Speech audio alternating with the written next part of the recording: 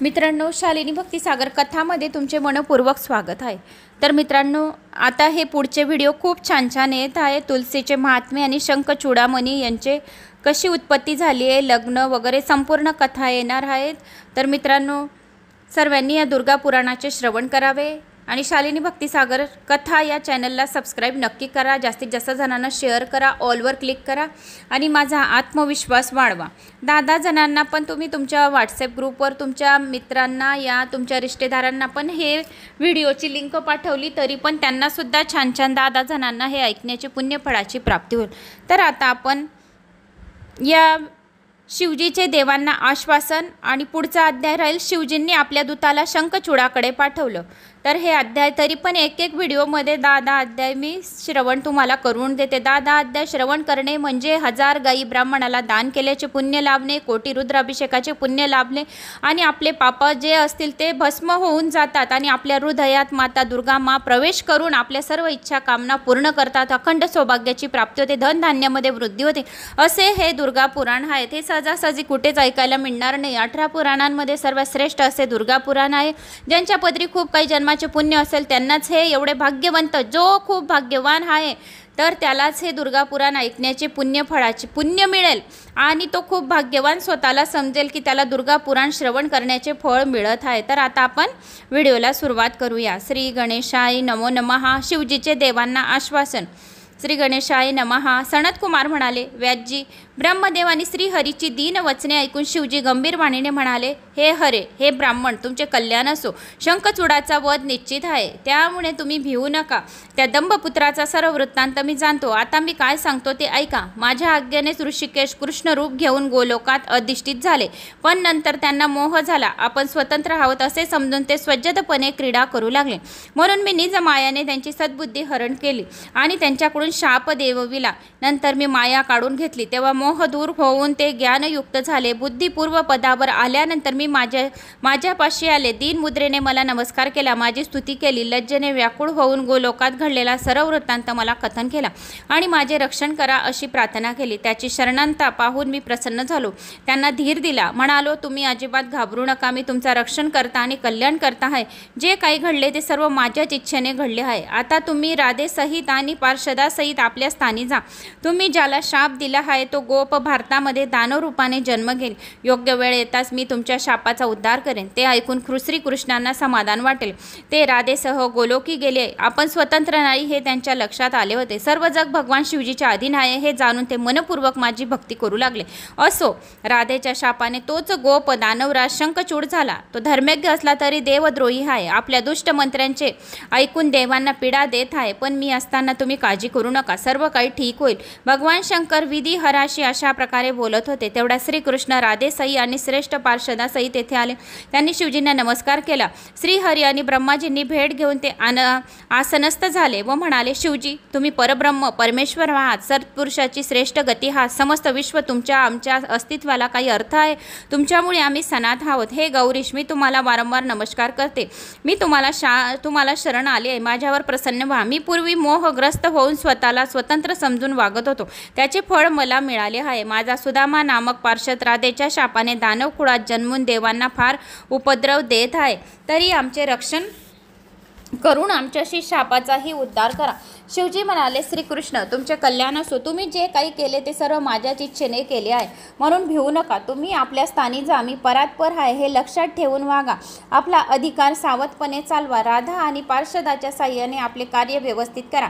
वाराह कल्पात तुम्ही राधेसह शाप भोगण्याकरता जाल, त्यानंतर आपल्या स्थानी याल।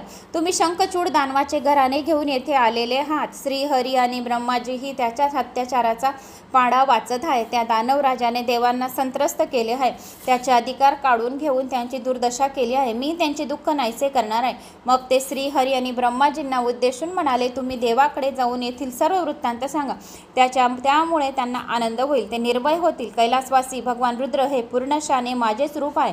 देवांचे कार्य करण्यासाठीच मी ते रूप धारण केले आहे आणि मी ते एक रूपच आहेत। आमच्यात काही भेद कार्य करण्यासाठी भेद नाही। तुम्हा देवांसह सर्व मुनी त्याचीच सेवा करतात।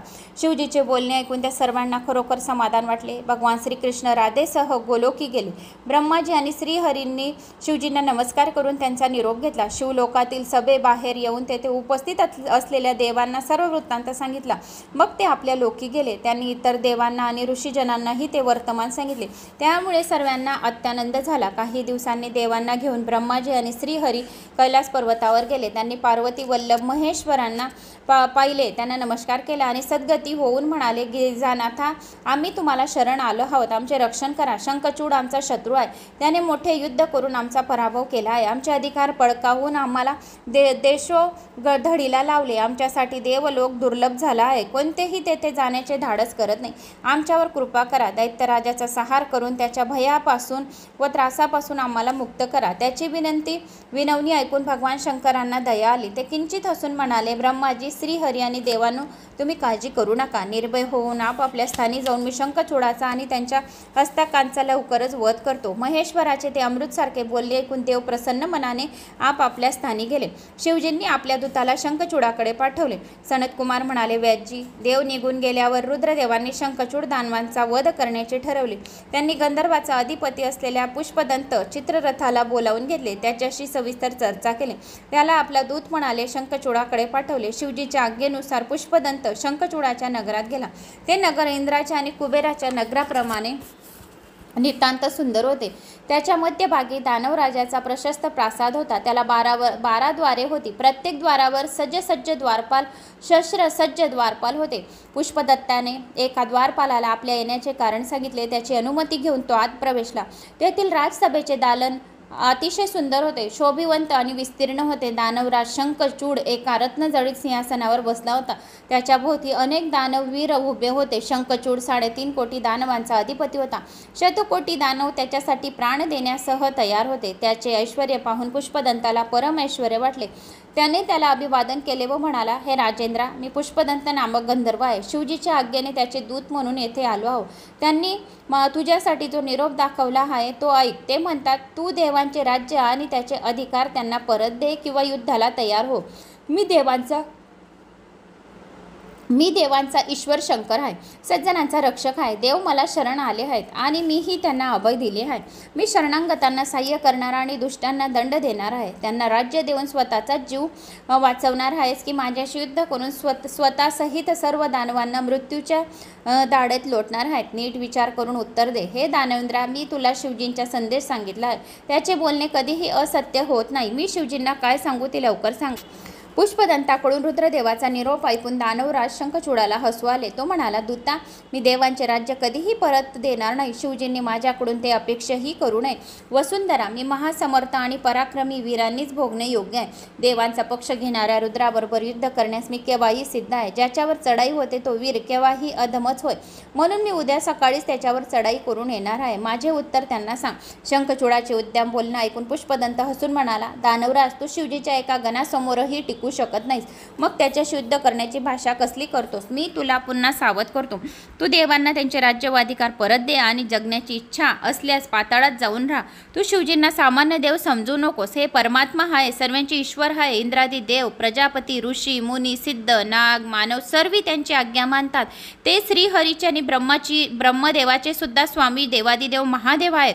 भूवक वक्र केली तरी प्रलय होईल असे त्याचे आघात सामर्थ्य आहे. ते सज्जनांचे रक्षण करणारे, दुष्टांचा नाश करणारे, त्यांची शासनाची अवहेलना करणारे अंगाशी येईल.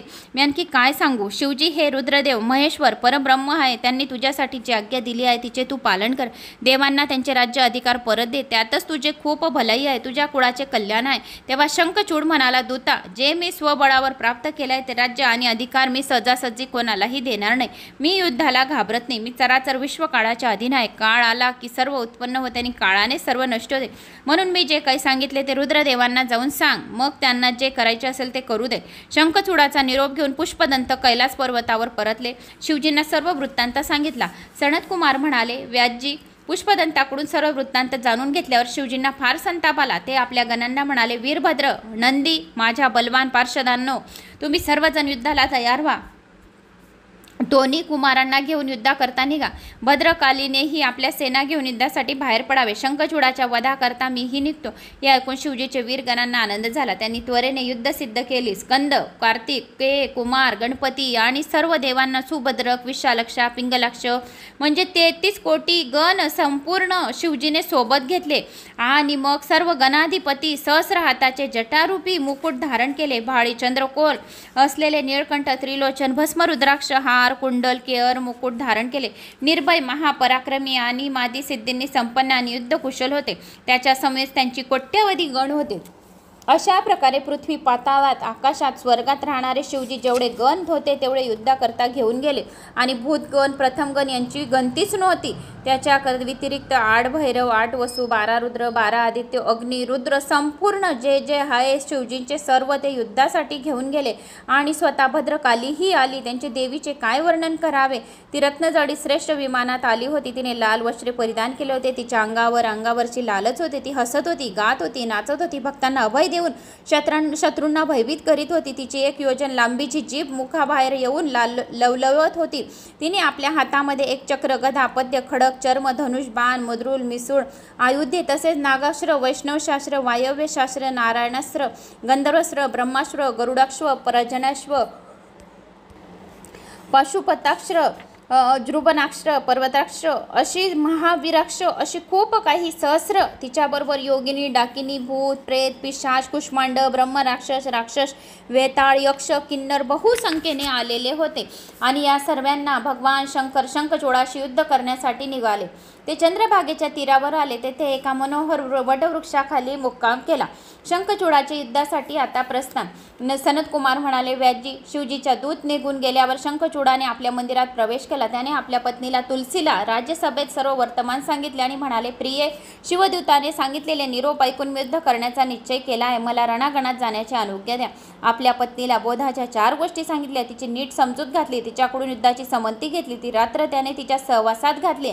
सकाळी ब्रह्ममुहूर्तावर उठून त्याने आपले नित्यकर्म उरकली. ब्राह्मणांना अनेक दाने दिली. आपल्या पुत्राला सिंहासनावर बसवले. त्याने सर्व अधिकार दिले. त्याच्यावर राज्याची, प्रजेची, संपत्तीची आणि मातेची जबाबदारी सोपवली. सर्व काळजीपूर्वक व्यवस्था पाहण्यास सांगितले. तुलसी एकसारखी रडत होती. तिने तिला अनेक प्रकारे धीर दिला. त्याने तिला अनेक प्रकारे धीर दिला. अशा प्रकारे सर्वांचे सात्वन करून झाल्यावर शंखचूडाने आपल्या बायकोला, तुलसीला, सर्वांना आपल्याबरोबर तिने सेनापतीला घेऊन घेतले आणि त्याला युद्धासहिता करण्याचे आदेश दिले व म्हणाले, मी सांगितल्याप्रमाणे सर्व तयारी त्वरेने व्हायला हवी. आपले वीर बलवान युद्धकुशल आहेत. पूर्वी आपण देवांचा, महाबलाढ्य वीरांचा पराभव केला आहे. शिवजींबरोबर युद्ध करायचे आहे तरी सर्वांनी निर्भय होऊन माझ्याबरोबर चालावे. दैत्य, दानव, असुरांशी 50 कुळे तसेच महाबली, कंक, धूम्र, कालिके, मौर्य आदी सर्वांना आपल्या कुळासहित येथे उपस्थित व्हावे. शंखचूडाचा सेनापती युद्धशास्त्रात अत्यंत निपुण होता. तो महावीर, महारथी. त्याने धडाधड संदेश पाठवले. अत्याधिक वेगाने युद्धाची सर्व सिद्धता केली. लक्षावधी दैत्य युद्धसुख होऊन तेथे उपस्थित केले. तो विशाल सेनासागर पाहून शंखचूडाला मोठे समाधान वाटले. त्याने दैत्यगुरु शुक्राचार्यांना आपल्याबरोबर घेऊन युद्धासाठी कूच केले. त्याचे वीर मोठमोठ्याने गर्जना करून निघाले. बराच वेळ मार्गक्रमण करून तो पुष्पभद्रा नदीच्या तीरावर गेला. तेथे एका विशाल अक्षय वटाखाली मुक्काम केला. पुष्पभद्रा नदी हिमालयात उगम पावते. सरस्वतीच्या आश्रयाने वाहते. तिचे पाणी स्फटिकाप्रमाणे निर्मळ असून ती नेहमी पाण्याने भरलेली असते. गोमतक पर्वताला डाव्या बाजूला टाकून ती पश्चिमेकडील शार समुद्राला जाऊन मिळते. पुष्पभद्रा नदीच्या तीरावर अक्षय वट आहे.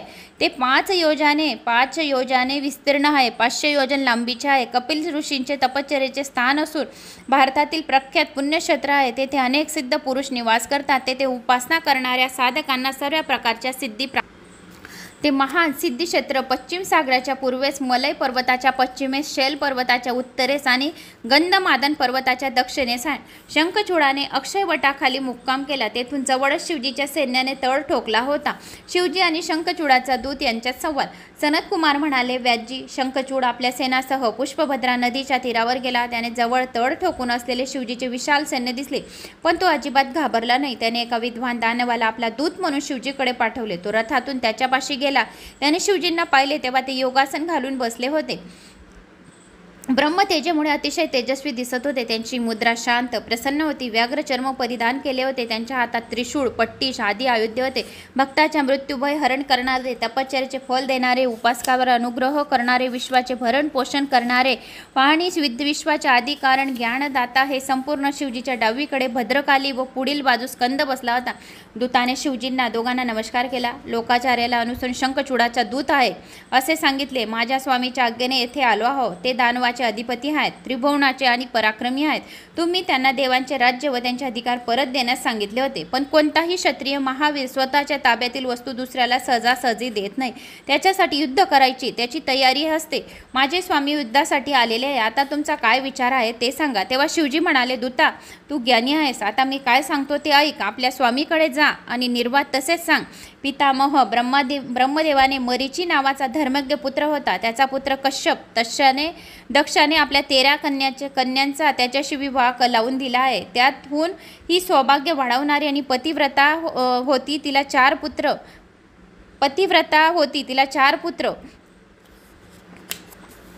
विप्रचती त्यापैकी एक तो महाबलवान आणि पराक्रमी होता. त्याचा पुत्र दंभ स्वभावाने धार्मिक अत्यंत बुद्धिमानी म्हणून प्रख्यात आहे. शंखचूड हा त्याचा पुत्र. वास्तविक तो दानव नसून श्रीकृष्णाचा पार्षद आहे. राधेच्या शापामुळे दानव कुळात जन्मला आहे. हा सर्व पुरातन वृत्तांत लक्षात घेऊन त्याने देवांबरोबर वैर करू नये. त्याच्याशी द्रोह करून काय चांगले होणार आहे. त्याच्यापेक्षा त्याने देवांचे राज्य आमच्या अधीन करून अधिकार त्यांना परत द्यावा. आपल्या पदाचा उपभोग घेत सुखात राहावे, आनंदात राहावे. जीवमात्रांना त्रास दिल्याने काय फळे भोगावी लागतात मी वेगळे सांगायला नको. मग देवांना त्रास दिल्याचे किती भीषण दुष्परिणाम भोगावे लागतील त्याने नीट विचार करावा. देव आणि दानव कश्यपाचे पुत्र असून कुलीन शुद्ध कर्म करणारे आहेत. जातीद्रोहाचे पाप हे ब्रह्महत्येच्या पापापेक्षा जास्त लागते, मोठे असते. हे पातक शंखचूडाकडून घडू नये अशी माझी प्रामाणिक इच्छा आहे. दूत म्हणाला, देव तुम्ही जे काही सांगितले ते सर्व खरे आहे. आता माझे निवेदन ऐका.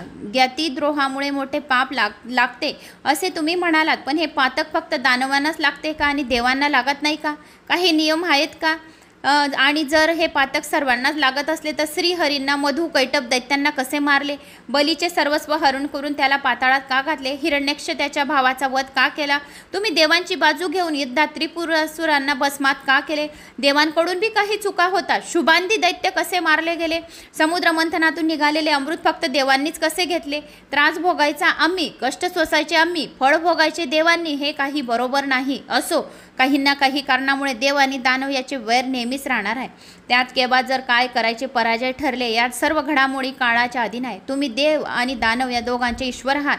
दोघांचे भांडण असताना तुम्ही देवांचा पक्ष घेऊन आमच्या शुद्ध करायला आलात. हे तुमच्यासाठी लज्जास्पदच आहे. शिवाय या युद्धात पराजय जर झाला तर तुमची किती अपकीर्ती होईल याचा विचार करा. महेश्वर हसून म्हणाला, दूता एक गोष्ट लक्षात ठेव. मी स्वतंत्र नाही, मी भक्ताच्या अधीन असतो. जो भक्त माझी सेवा पूजा पाठ आराधना करतो मी त्याच्या अधीन राहतो. त्या भक्तांच्या मी सर्व इच्छा कामना पूर्ण करतो. त्याच्या हृदयामध्ये जाऊन त्याच्या सर्व इच्छा कामना त्वरित पूर्ण करतो. मी भक्तांच्या अधीन आहे. माझे भक्त मला काय अगोदर पाणी वाहताय, बेल वाहताय, तांदूळ टाकताय, भस्म वाहताय हे मला माहीत नाही. मी फक्त भक्तांचे विश्वास श्रद्धा त्यांच्या कोणत्या श्रद्धेने माझी पूजा करत आहेत हे फक्त मी बघून त्यांच्या अधीन असतो. त्यांच्या इच्छा कार्याने फक्त मी त्यांचे जे इच्छा आहे ते कार्य मी त्यांच्याकडून करून घेतो. म्हणून मी पक्षपती आहे असे कोणीही म्हणू शकत नाही. माझ्यापाशी हा आपला तो परका असा भेदभाव नाही. मला सर्व समान आहेत. मला कोणी नाही. दानव बी समान आहे, देव बी समान आहे. म्हणून तू हे असं बोलू नको की देवांनाही देवांच्या हातून पण चुका होतात. दोघी माझ्यासाठी समान आहे. दानवांना त्यांच्या इच्छेनुसार वर दिलेले आहेत. ब्रह्मदेव विष्णू हे माझे अंश आहे, माझ्याप्रमाणेच कार्य करणारे आहेत. आम्ही भक्तांच्या प्रार्थनाला मान देऊन त्यांना सह्य करतो. आमचे सनातन कर्तव्य आहे. ब्रह्माजींनी श्रीहरींना अर्थाने अडवले म्हणून प्रलय सागरात महाविष्णूंनी मधु कैटभांचा छिरछेद केला आहे. देवांनी प्रार्थना केली म्हणून प्रल्हादाचे निमित्त करून हिरण्यकश्यपूला मारले. मीही देवाची भक्ती आणि त्यांनी केलेल्या विनंतीला अनुसरून त्रिपुरासुराचा संहार केला आहे. आता सर्व देव ब्रह्मदेवांना शरण गेले. ब्रह्माजी श्रीहरी मला शरण आले आहे. ब्रह्माजी आणि श्रीहरी माझे अंश आहे. त्या जो कोणी मला पूजेल या श्रीहरीला पूजेल तरी सुद्धा ती पूजा महादेवाचे नाव घेईल तरी श्रीहरीला जाईल आणि श्रीहरीचे नाव घेईल तरी शिवाला अर्पण होईल. म्हणून ब्रह्मा आणि हरी हे माझे अंश आहेत. त्याच्यामुळे प्रार्थनेमुळे मी देवांच्या बाजूने युद्ध करण्यासाठी येथे आलो आहे. मला शंखचूडाबरोबर युद्ध करण्याची लाज वाटण्याचे काय कारण? असो, मी जे सांगितले ते सर्व शंखचूडाला जाऊन स्पष्ट सांग. शिवाय त्याला माझा खास निरोप पण सांग की म्हणावं, ह्यापूर्वी जे दैत्य मारले गेले त्यांच्यापैकी कोणीही तुझ्यासारखे नव्हते. तू कृष्ण भक्त होता आणि राधेच्या शापाने दानव म्हणून जन्मलेला आलेला आहे, म्हणून तुला देवांशी वैर धरू नकोस असे सांगितले आहे. जर तू वैर धरलास तर तुझं अकल्याण होईल आणि तू जर त्यांची देवांची संपत्ती देऊन दिली, त्यांचे राज्य देऊन दिले तर तुझं कल्याण होईल. आता तुला जे योग्य वाटेल ते करून घे. देव कार्यासाठी आला आहे तर देवांचे रक्षण करायचे हे माझे कर्तव्य आहे. देव आणि दानवांमध्ये युद्ध सुरू झाले. सनत कुमार म्हणाले, व्यासजी, त्या दूतांना शंखचूडापाशी जाऊन सर्व वर्तमान कथन केले. तेव्हा त्याने आपल्या सैन्याला युद्धाची आज्ञा दिली. शिवजींनी देवांना आपल्या गणांना युद्धाची प्रेरणा दिली. त्याबरोबर रणवाद्य वाजू लागले. युद्धाला उत्सुक झालेले महावीर मोठमोठ्याने गर्जना करू लागले. ते एकत्रित कोलाहलाने सारा आसमान दणदणून गेला. बघता बघता दोन्ही सैन्य एकमेकांवर धावून गेले. घनघोर संग्राम युद्ध सुरू झाला. देव आणि दानव धर्मपूर्वक लढू लागले. महेंद्रांचे वृषपर्व्यांशी, सूर्यांचे विप्रचितीशी, विष्णूचे दंबाशी, कालाचे कालासुराशी, हुताशनेचे अग्निशी, गोकर्णेशी कुबेराचे, कालिकेशी, विश्वकर्म्याचे मयूसुराशी, मृत्यूचे भयारकरांशी असे युद्ध चालू होते आणि खूप जोरजोरात युद्ध चालू झाले. 11 महारुद्राचे 11 महादैत्यांशी, उग्रचंडाचे महामनीषी, भगवान शंकर, काली, स्कंद ही सह शिवगणांचे अन्य दानवांशी भीषण संघर्ष चालू झाले आणि स्कंदासह वडाच्या झाडाखाली बसून हिंदाचे अवलोकन करत होते. रणमद चढलेले दोन्हीकडचे वीर परस्परावर जीव घेणे प्रहार करत होते. गदा, रुष्टी, पट्टी, चक्र सर्वे काही युद्धावर चालू होते. बघता बघता चिरछेद होत होते. बघता बघता अवयव धडा वेगळे होत होते. बघता बघता रथ, अश्व, गजादी वाहनाच्या ठिकाणी उडत होत्या. रक्ताच्या पाठच्या पाठ वाहत होते. मेलेले वीर, मेलेले पशु, तुटलेले हातपाय, हत्तीच्या सोंडा, युद्धाचे आयुध, किरीट त्यांचे सर्वत्र ढीग चाचले गेले होते. रक्त, मांस, मेद, मजा, चिखल झाला होता. लढणाऱ्या वीरांच्या नजरा मेल्या होत्या. त्यांना समोरील शत्रूच्या वधाशिवाय दुसरे काही सुचत नव्हते. रणमाद्याच्या निनादाने बेधुंद होऊन ते युद्ध करत होते आणि मोठमोठ्याने गर्जना करून एकमेकांवर धावून जात होते. एकाला मारल्यावर मोठ्याने ओरडून दुसऱ्याला आव्हान देत होते. रक्त बंबाळ होऊन युद्ध करीत होते. बाणाच्या समूहाने सारे आकाश भरून जात होते. द्वंद्व युद्ध करणाऱ्या महागर्जना करून परस्पराच्या ममस्थानाचा वेध घेत होते. लढणाऱ्या एका गटाने माघार घेतल्यास त्याच्या गटातील ताज्या दमाचे दुसरे वीर धावून येत होते. वीराच्या शंखाचे वेगवेगळे ध्वनी आसमत भारून टाकत होते. अशा प्रकारे देव आणि दानवांचे प्रदीर्घ काळ तुंबड युद्ध चालू झाले. आता स्कंद, भद्रकाली, वीरभद्र यांचे शंखचूडाशी युद्ध सुरू झाले. सनत कुमार म्हणाले, व्यासजी, हळूहळू त्या युद्धात दानवांचा प्रतिकार तीव्र होऊ लागला. त्याचे पारडे जड झाले. देवसेनेचे फार मोठा सहार होऊ लागला. त्यामुळे एकच आकार मारला. शतविशत झालेले देवगण पराभूत होऊन रणांगणातून पळू काढू लागले. आम्हाला वाचवा हो, आमचे रक्षण करा, आमचे ओरडत शिवजींना शरण गेले. त्याची दयनीय अवस्था पाहून ते संतप्त झाले. त्यांनी देवांना अभय दिले. त्यांच्याकडे कृपादृष्टीने पाहिले. निज तेजाने आपल्या गणांचे बल वाढवले. त्यांच्या आज्ञेने प्रताप सूर्य स्कंद युद्धभूमीवर गेला. तारकासुराला यमसदनी धाडणाऱ्या त्या तेजस्वी कुमाराने दानवाच्या सैन्यात घुसून त्यांच्या कित्येक अक्षोहिणाचा भयंकर विनाश केला. त्याचवेळी कालीने उग्र रूप धारण करून रणांगणात मोठे थैमान घातले. ती दैत्याच्या माना पिरगाडून यथेच्छ रक्तपान करू लागले. तिने लक्षावधी असुरांना आपल्या कराल दाडांनी रगडून खाऊन टाकण्याचा सपाटा चालवला होता. हत्तींनी, घोड्यांनी सोडले नाही. कुमार स्कंदाने बाणांचा महावर्षाव करून असंख्य दैत्यवीरांना कंठस्थान घातले. ते युद्ध फारच भयानक खूप वर्ष चालले.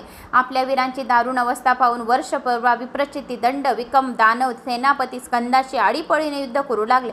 त्याने कोणाला जुमानले नाही आणि आपल्या शक्तीने त्या चौघांनीही स्कंदाशी जर्जर करून पळवले आणि कालीने जो विनाश केला त्यामुळे दानवांना प्रलय काळ आला. ही काय असे वाटू लागले. समय भद्रकाली स्कंदाने विजय मिळवला आणि स्वर्गात दुधंबी वाजू लागला. दोघांवर पुष्पवृष्टी होऊ लागली. स्कंदाचा भयंकर आणि अद्भुत संग्राम पाहून शंखचूडाला संताप अनावर झाला. तो महासय्यारक शस्त्रे घेऊन रथारूढ झाला. बाणांचा वर्षाव करत महावीरांसह युद्धभूमीत घुसला. त्याला आलेला पाहून पळून गेलेला दानवाच्या अंगात नवीन उत्साह संचारला. ते मोठमोठ्याने गर्जना करत पुन्हा शस्त्रे उगारून धावले.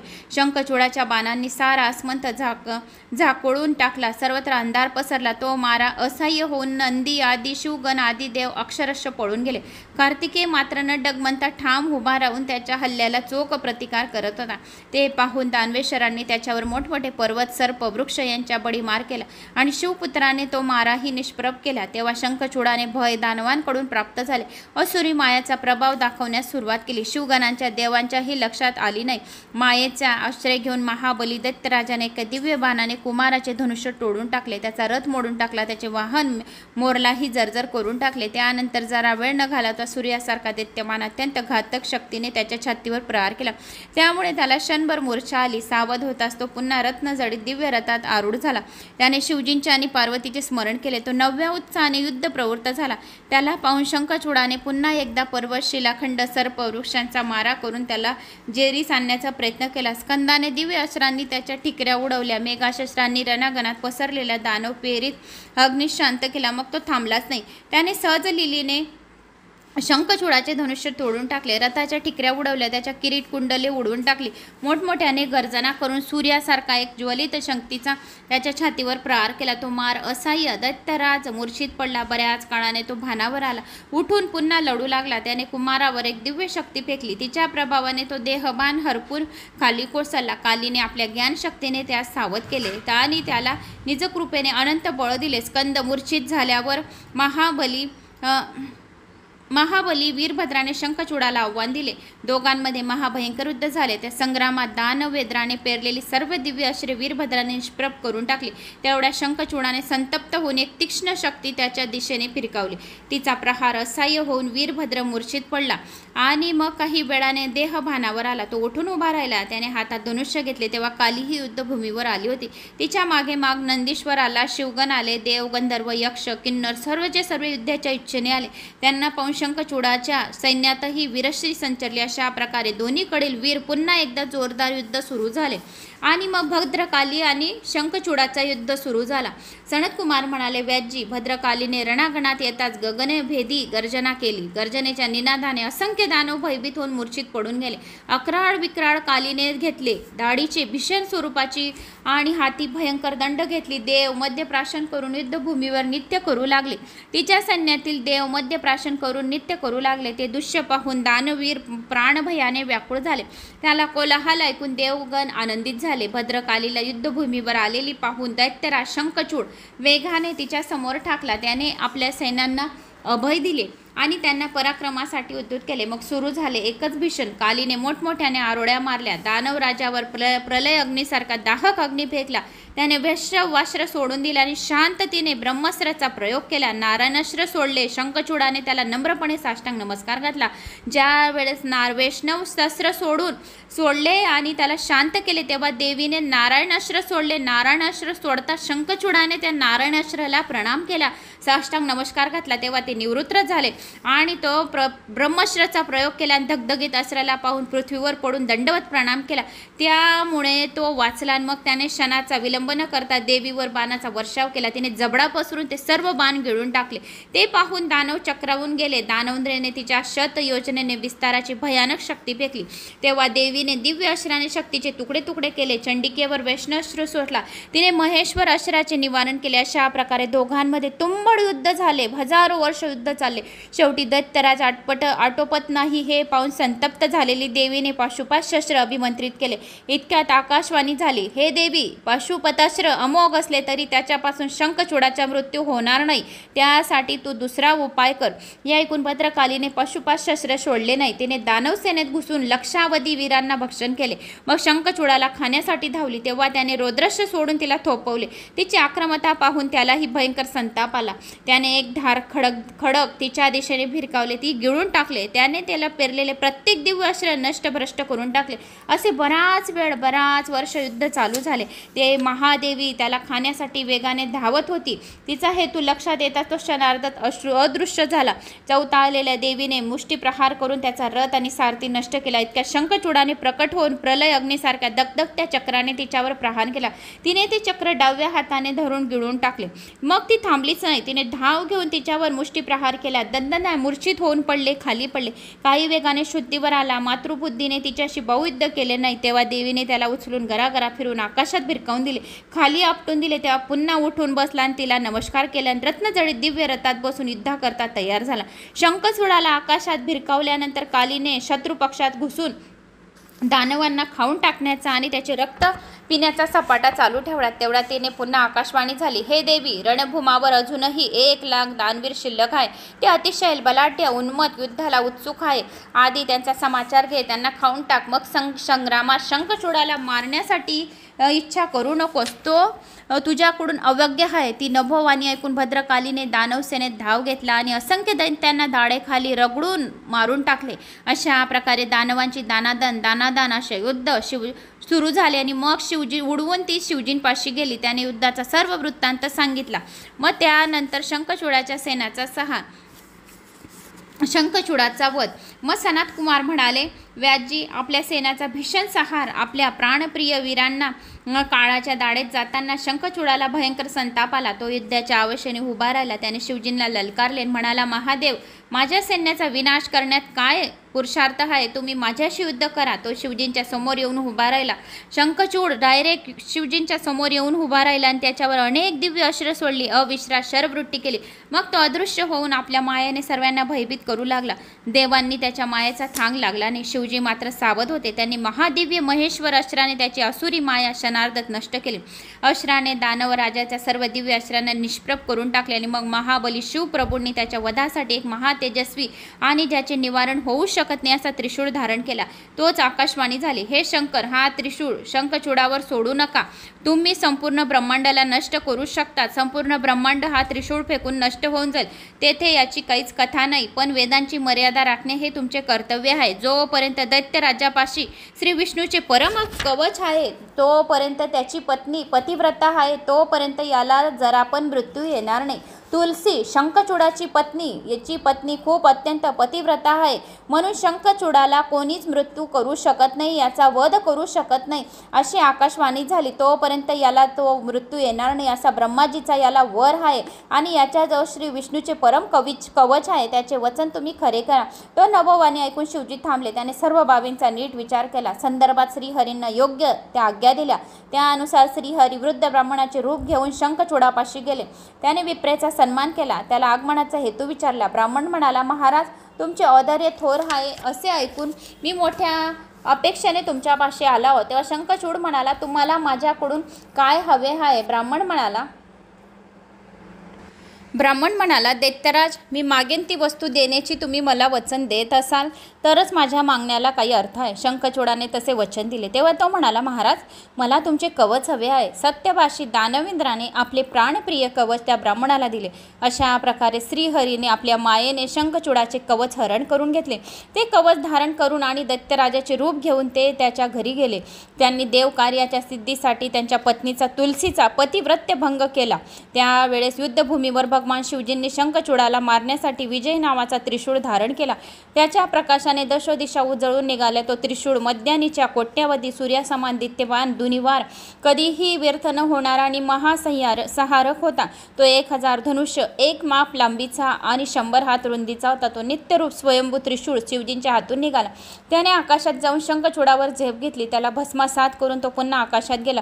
त्यातून शिवजींपाशी आला. शंखचूडाचा वध झाल्याबरोबर स्वर्गात दुधंबी वाजवू लागला. गंधर्व किन्नर गाऊ लागल्या. अप्सरा देवस्त्रिया नृत्य करू लागल्या, नाचू लागल्या. देव ऋषी मुनिजन प्रसन्न झाले. शिवजींवर फुलांचा वर्षाव केला. श्रीहरी, ब्रह्माजी, इंद्रादिक श्रेष्ठ शिवस्तुती करू लागले. त्रैलोक्यात आनंद झाला. शिवप्रभूच्या कृपेने शंखचूड शापमुक्त झाला आणि श्रीकृष्णाच्या पार्षदाचे प्राप्त होऊन तो गोलोकी गेला. शंखचूडाच्या अस्थिपासून शंख निर्माण झालेले आहेत आणि शिवजी शिवाय सर्व देवांना शंखाने पाणी देणे प्रशस्त मानू लागले. शिवलिंगावर शंखाने अभिषेक कधीच करू नये. जो कोणी शिवलिंगावर शंखाने अभिषेक करतो त्याची पूजा लागू होत नाही आणि शापित होतो असे स्वतः शिवाने सांगितलेले आहे. श्री विष्णू आणि लक्ष्मी यांना शंखात दिलेले पाणी फारच प्रिय आहे. त्याच्याशी संबंधित असलेल्यांनाही ते प्रिय आहे. शिवजींना मात्र ते आवडत नाही. असो, शंखचूडाला मारल्यानंतर शंख वृषभारूढ झाले आणि स्कंद आणि गणपती परिवार सहित ते शिवलोकी गेले. त्याच्या आज्ञेने श्रीहरी वैकुंठास गेले. देवही आनंदाने आपापल्या स्थानी गेले. महादैत्यांचा वध झाल्यामुळे जगामध्ये शांतता नांदू लागली. सर्व व्यवहार निर्विघ्नपणे पार पडू लागले. लोक व चराचरातील सर्व प्राणी मात्र सुखी झाले. आकाश निर्मळ झाले. पृथ्वीवर उत्तम ते उत्सव व मंगल कार्य होऊ लागले. व्यासजी शिवप्रभूचे हे सुखकारक चरित्र मी तुम्हाला कथन केले आहे. जो कोणी हे चरित्र श्रवण करतो, सर्व दुःखांचे त्याचे हरण करणारे, सर्व इष्टकामना पूर्ण करणारे, धनधान्यामध्ये वृद्धी करणारे, सर्व विघ्नांचे निवारण करणारे, यशदायक, लक्ष्मीदायक, भक्तिमुक्तीदायक हे आख्यान शिवाचे आणि शंखचूडाच्या वधाचे आहे. जो मनुष्य हे आख्यान नित्य श्रवण करतो, या 2 शब्द, 2 अर्धा तास, 2 मिनिट जो कोणी हे आख्यान श्रवण करतो, पठन करतो, कोणाला सांगतो, तो खूप बुद्धिमानी होतो. त्याच्या ज्ञानमध्ये वृद्धी होते. त्याच्या बुद्धीत आणि प्रगतीत यश, कीर्ती, मान, सन्मान वाढतो. जो जिथे जातो तिथं त्याला यशची प्राप्ती होते. धनधान्य हे सदोसदी जन्म त्याला मिळेल. त्या जन्मामध्ये त्याला धनाची कधीच कमी राहणार नाही आणि पुत्राधिक राहतो नेहमी. संततीसुद्धा त्याला प्राप्ती होते. त्याचे पितर कधी नरकामध्ये राहत नाही. त्याला होणारे सर्व उपद्रव नष्ट होतात. शिवभक्ती वृद्धिगत, शिवकृपेने त्याला परम ज्ञानची प्राप्ती होते. असे हे आख्यान होते जे मी तुम्हाला शंखचूडाच्या वधाची संपूर्ण माहिती मित्रांनो सांगितली. आता तुलसीच्या श्री विष्णूने शाप. श्री व्यास सनत कुमारांना म्हणाले, हे विधिपुत्र, श्री विष्णूंनी शंखचूडाच्या पतिव्रता पत्नीला तुलसीला कशा प्रकारे धर्मभ्रष्ट केला ते सांगा ना आता आम्हाला. तेव्हा सनत कुमार म्हणाले, महर्षे, रणकणामध्ये आकाशवाणी झाली. तेव्हा आकाशवाणी ऐकून शिवजींनी श्रीहरींना पुढील कार्याची प्रेरणा दिली. त्यानुसार आदेशानुसार श्री विष्णूंनी ब्राह्मणाचे रूप घेऊन शंखचूडाकडे गेले. त्याचे कवच मागून घेतले. एक कार्य तर त्याचे सफल झाले, पण दुसरे महत्त्वाचे कार्य करायचे होते. त्यासाठी श्रीहरींनी शंखचूडाचे रूप घेऊन त्याच्या नगरात प्रवेश केला आणि दैत्यराजाचे आगमन केले. झाले म्हणून द्वारपालांनी दुधंबी वाजवल्या. लोकांनी त्याचा जय जयकार केला. तो ध्वनी ऐकून तुलसीला फार आनंद झाला. तिने झोरोक्यातून राजमार्गाकडे पाहिले आणि आपला पती विजयी होऊन परत आलेला हे पाहून तिने त्वरेने शृंगार केला. ब्राह्मणांना धन देऊन त्यांच्याकडून मंगलाचार करवले. श्रीहरी शंखचूडाच्या रूपाने रथातून उतरून तुलसीच्या मंदिरात प्रवेशले आणि आपल्या पतीला सुखरूप आलेले पाहून तिचा आनंद गगनात मावत नव्हता. तिची सर्व चिंता हुरहुर नाहीशी झाली होती. तिच्या डोळ्यातून आनंदाश्रू वाहू लागले. तिने प्रसन्न मुखाने त्यांचे स्वागत केले, त्यांचे पाय धुतले, त्यांना नमस्कार केला आणि त्याला रत्नजडित सिंहासनावर बसवून मंगलाचार करून सुवासिक कापुरी विडा दिला. त्याच्याकडे प्रेमाने पाहिली. ती म्हणाली, नाथ, तुम्ही युद्धावरून परत आला आहेत, ही माझ्यासाठी मोठ्या भाग्याची गोष्ट आहे. आज माझे जीवन खरोखर सफल झालेले आहे. मला युद्धभूमीवरील सर्व वृत्तांत सांगा. तेव्हा भगवान शंकर हे सर्व देवांना पूजनीय, असंख्य विश्वे उत्पन्न करून त्याच्या लीला सहार करणारे, भक्तांसाठी सगुण गुर साकार होणारे, निर्गुण निराकार कैलासवासी गणाचे अधिपती, साक्षात परब्रह्म, त्रिदेवाचे निर्माते, जगाचे स्वामी, सत्पुरुषांची परमगती, महापराक्रमी, महाबलवान, देवाधिदेव महादेव केवळ धाम आहेत. ते देवांची बाजू घेऊन तुमच्याशी युद्ध करायला आले होते. ते युद्ध खरोखर अद्भुत झाले असणार, म्हणून मला त्याविषयी जाणून घेण्याची उत्सुकता आहे, असे तुलसीने शंखचूडाला सांगितले. म्हणजे आपल्या नवऱ्याला सांगितले. तसेच त्या युद्धात तुम्ही कसा विजय मिळवला ते मला सांगा, असे तुलसीने शंखचूडाला विचारले. पण ते शंखचूड नव्हते. शंखचूडाच्या रूपामध्ये श्रीहरी होते. तिची जिज्ञासा जाणून शंखचूडाच्या रूपातील श्रीहरी प्रसन्नने हसून म्हणाले, प्रिये, मी रणांगणात गेलो तेथे तेव्हा मोठा कोलाहल झाला. देवदानवांचे भीषण युद्ध झाले. त्या संग्रामात देवाचे पारडे जड होऊन आपल्या वीरांना पराभवाची नामुष्की पत्करावी लागली की काय असा सरभम निर्माण झाला. त्यांना धीर येण्यासाठी मी स्वतः देवांशी युद्ध केले. त्यामुळे दानवाचे मनोबल वाढले. आम्ही पराक्रमाचे शर्त करून देवांना पळवून लावले. ते भयभीत होऊन शिवजींना आणि शरण गेले. त्यांना सहाय्य करण्यासाठी शिवप्रभू स्वतः युद्धाला आले. मी त्यांना आव्हान दिले. आम्हा दोघांमध्ये प्रदीर्घ काळ युद्ध चालू होते. रणधुमाळीतील सर्व दानवांचा नाश झाला. देवसेनेचीही मोठी हानी झाली. सरते शेवटी ब्रह्माजींनी मध्यस्थानी करून आमचे युद्ध थांबवले. आमच्या समेट कडवून घेतला आणि त्यांच्या सांगण्यावरून मी देवांचा अधिकार परत केले आणि आपल्या घरी आलो. शिवजी स्वस्थानी निघून गेले. आता सर्वत्र शांतता झाली. त्यांचे बोलणे ऐकून तुलसीला खूप प्रसन्न झाली. तिने शंका होऊन त्याच्याशी रममाण झाली आणि त्याच्या रतिक्रीडेमध्ये ये झाली. परंतु यथा अवकाश त्याच्या प्रणयाचा आणि आकर्षणाचा निराळाच प्रकार पाहून तिला संशय येऊ लागला की हा शंखचूड नसून त्याच्या रूपात दुसरा कोणीतरी मायावी पुरुष आहे हे तिच्या लक्षात आले. ती अतिशय संतापली. म्हणाली, तू कोण आहेस हे मला कळले पाहिजे. तू मायावी रूप घेऊन मला भोगलास, माझा भोग घेतला, मला उपभोगलीस, माझ्याशी कपट केला आणि माझे पतिव्रत्य धर्म भ्रष्ट केलं. माझ्या पतिव्रतेला तुने डाग लावला. या अपराधाला मी क्षमा तुला करणार नाही. मी तुला शाप देणार आहे. तत्पूर्वी तुझे खरे स्वरूप प्रकट कर. तेव्हा शापेच्या भयाने श्रीहरी आपल्या मूळ स्वरूपात प्रकट झाले. त्याची ओळख पटताच तुलसीच्या संतापाला पारावरा राहिला नाही. ती म्हणाली, विष्णू, तुम्ही हे दुष्कर्म केले, तुम्हाला दया माया आहे की नाही? माझे पतिव्रत्य भंग करून तुम्ही माझ्या पतीचा वध केला आहे. लोक तुम्हाला दया सागर म्हणतात, पण तो त्याचा भ्रम आहे. तुम्ही पाषाण हृदयी आहात. दुसऱ्यांच्या काही अपराध नसताना कोणी त्याला त्रास दिला तर त्याच्या जन्माचे नुकसान केले तर काय भीषण परिणाम होतात हे जगाला कळलेच पाहिजे. म्हणून माझ्या शापेने तुम्ही पाषाण व्हाल. आम्ही धर्मभ्रष्ट झालो हे कल्पना त्या स्वातीला सहन होत नव्हती. ती रडू लागली. ती शोकार्त होऊन विलाप करू लागली. तिची अवस्था पाहून श्रीहरींना राहवले नाही. त्यांनी भगवान शिवजींचे स्मरण केले. ते तत्काळ प्रकट झाले. श्रीहरींना त्यांना वंदन केले. तुलसीला रडताना पाहून शिवप्रभू म्हणाले, सती, तू रडू नकोस. हा सर्व कर्मभोग आहे. आपल्याला प्राप्त होणारे सुख दुःख हे आपल्याला बरे वाईट कर्माचे फल असते. आता मी काय सांगतो ते लक्षपूर्वक ऐक, असे शिवजीने तुलसीला सांगितले. त्यामुळे तुझ्या व श्रीहरीच्या दुःखाचे निवारण होऊन तुम्हाला सुख लाभेल. तू पूर्वी ज्या उद्देशाने तप केले होते त्याचे फळ मिळवण्याची वेळ आता आलेली आहे. म्हणून हा देह सोडून तू दिव्य देह धारण कर. नित्य श्रीहरीच्या संगतीत राहा. तूने त्याच्याबरोबर संयोग केला आहे, भोगला आहे. श्रीहरीने तुला उपभोग केले आहे तर तू त्याच्या संगतीत राहा, त्याचा सहवास कर. हे तुझ्या तपाचे पुण्य फल आहे. आता हे लक्षात घे. तू त्या दैत्याच्या बरोबर राहत होती. शंखचूडामणी हा एक दैत्य होता, पण तू खूप पतिव्रता, खूप मोठी, तुझी खूप पवित्र होते तुझे पद. म्हणून शंखचूडचा वध करता येत नव्हते, कारण तुझ्या पतिव्रता. केव्हा केव्हा बाईची पूजा ही माणसाला खूप लागू होते, म्हणून त्याच्या माणसाची प्रगती होते. कोणती बाई इतकी जी पूजा पाठ करते तर तितकी त्याच्या माणसाची प्रगती होत जाते. तशी ही तुलसी माता होती. ही तुलसी माता जेवढी पूजा पाठ करायची तेवढे शंखचूडामणी दैत्य हा त्याचे यश कीर्ती वाढायचा, मान वाढायचा. जो जिथे जात होता तिथे त्याचे विजय होत होता. तशी प्रत्येक घराची बाई जी पूजा करते ती त्याच्या पूजेमध्ये त्याच्या पतीचा सहवास लाभतो. कारण ती जेवढी पूजा पाठ करते, जेवढे चांगलं कर्म करते तेवढं तिचं ते पुण्य आहे ते तिच्या पतीला लागतं, असे स्वतः शिवजींनी सांगितलेले आहे. म्हणून तुझे पतिव्रत्य भंग करण्यासाठी मी विष्णूला आदेश दिला होता की तू दैत्य शंखचूडामणीचा दैत्य शंखचूडामणीचे रूप घे आणि तू तिचा उपभोग घे आणि तिच्याशी भोग कर, म्हणजे तिचे पतिव्रत्य भंग होईल आणि आम्ही शंखचूडामणीचा वध करू, असे शंकरजीने तुलसीला सांगितले. आणि तू अशी रडू नको, विलाप करू नको, अशी लाज तुला वाटू देऊ नको की आपण हे काय केले, की आपण कोणाशी संभोग केला, म्हणून तू तुझ्या मनाला असे वाईट करून घेऊ नकोस, असे शिवजींनी तुलसी मातेला समजवले. म्हणून तुझे दुःखाचे निवारण करून घे, तुला सुख लाभेल.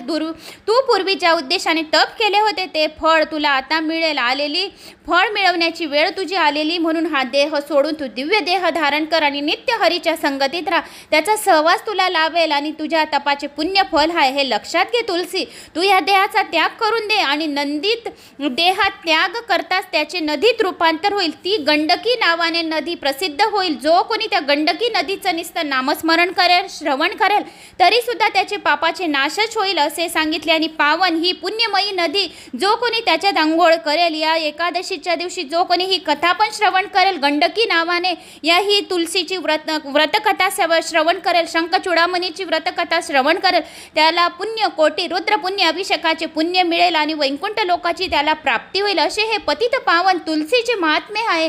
तू अशी रडू नको, शोक करून घेऊ नकोस, तर तू उठ आणि तुझे आता देहाचा त्याग कर. आणि तू देहाचा त्याग करशील तर नदीत रूपांतर होशील आणि नदीचे नाव गंडकी या नावाने तू प्रसिद्ध होशील. पावन पुण्यरूप म्हणून तुला विशेष मान्यता मिळेल. हे देवी, तू तुळशीचा वृक्ष होशील.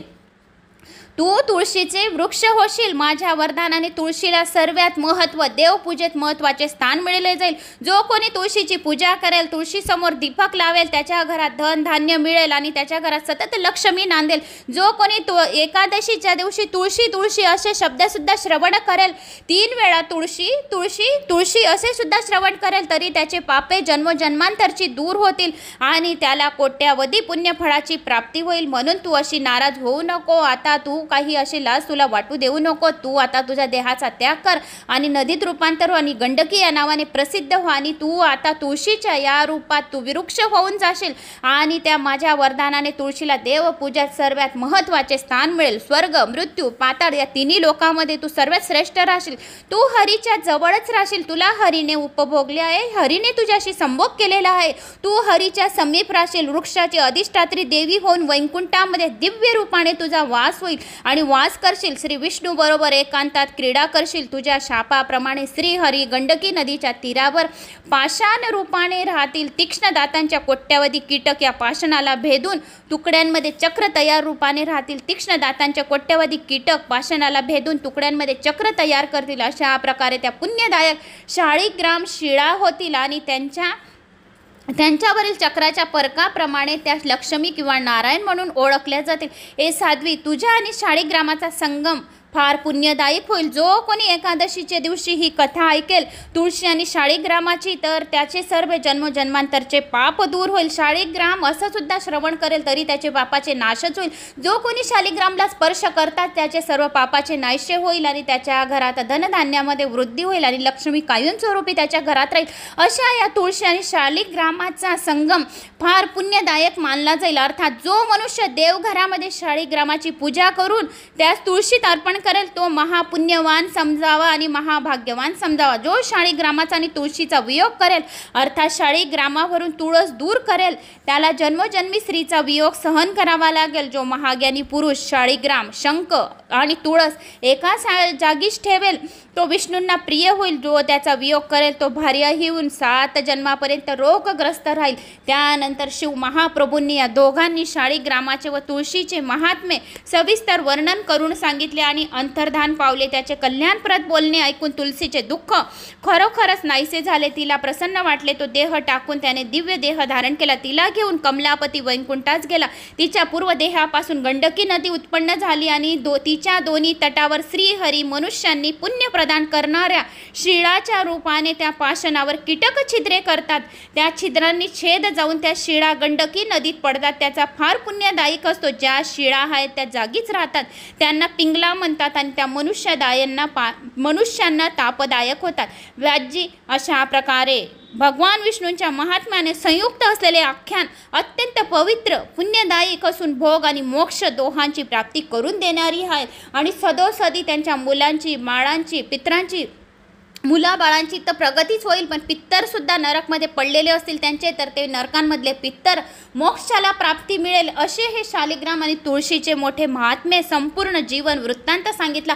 जो खूप भाग्यवान आहे त्यालाच हा तुळशी आणि शालिग्रामचा दैत्य शंख चूडामणीच्या जन्मापासून तर त्यांच्या वृत्तांतपर्यंत म्हणजे त्यांचा मृत्यूपर्यंत आणि कसे ते परत पवित्र आलेले आहे, पवन पावन निर्मळ गंडकी नदीपर्यंत आलेले आहे. ती संपूर्ण आख्यान म्हणजे महापवित्र पुण्यमयी आख्यान आहे. सहजासहजी आख्यान पवित्र पुण्यमयी श्रवण पठन करणाऱ्याला कोणालाच मिळणार नाही. जो खूप भाग्यवान आहे ज्याच्या जन्मामध्ये 18 पुराणांचे तर सर्वात श्रेष्ठ पुण्य आहे. पण ज्यांच्या पदरामध्ये खूप काही जन्माचे पुण्य असेल त्यालाच हे दैत्य शंख चूडामणी आणि तुलसीचे महात्म्य ऐकायला मिळेल. अशी ही कथा तुलसी आणि शालिग्रामची कथा होती मित्रांनो. तर मला अशी आशा आहे की तुम्हाला माझी ही तुलसी आणि शालिग्रामची कथा आवडली असेल. आवडल्यास एक लाईक करा माझा आत्मविश्वास वाढवण्यासाठी आणि कमेंट्स लगेच करा, कारण की तुमचा एक कमेंट्स माझ्या आत्माला मनाला धीर देऊन जातो आणि मला दुसरी कथा वाचण्यासाठी प्रेरित करतो. तुमचा एक कमेंट्स माझ्या मनाला खूप आनंद देऊन जातो. आणि तुम्ही कुठून कोणत्या गावाहून माझा व्हिडिओ ऐकत आहात आपल्या गावाची कमेंट्स नक्की करा. जय माता दी, जय श्री महाकाल. शेअर करायला विसरू नका. लाल बटनवर सबस्क्राईब नक्की करा. शालिनी भक्तिसागरवर लिंग पुराण पण असेच छान भाषेत मराठी भाषेमध्ये चालू आहे. तर शालिनी भक्तिसागर चॅनल माझेच आहे. दोघी चॅनलांना लाईक, सबस्क्राईब, ऑलवर क्लिक करून नोटिफिकेशन तुमच्यापर्यंत पोहोचेल. जय श्री महाकाल, जय माता दी.